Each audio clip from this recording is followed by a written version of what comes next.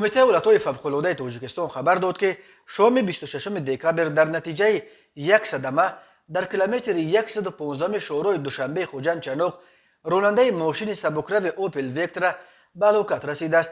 بنابراین منبع شام 27 دکامبر ساعت 17:20 به قسم نوبتداری ریاست ولایت‌های فوق‌العاده سوخت درباره صدمه در جماعت عینی نویه عینی خبر دادند.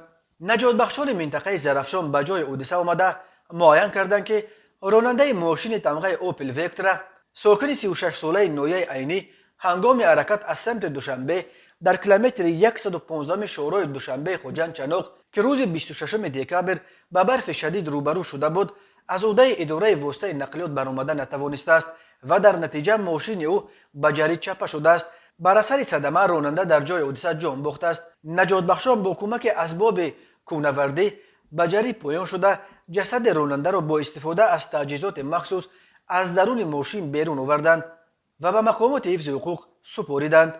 کمیته ولایت‌های فوق‌العاده با در نظر داشت آب و هوای نامساعدی که در تاجیکستان حکم فرماست بار دیگر از رانندگان خواسته است که از حد اکثر احتیاط کار بگیرند. یادآور می‌شویم روز 26 دکامبر بر اثر برف‌ریزی زیاد حرکت ماشین‌ها توسط شورای دوشنبه خوجند چنوق یگانه راه زمینی بین شمال و قسمت‌های باقی مانده تاجیکستان خیلی مشکل شد.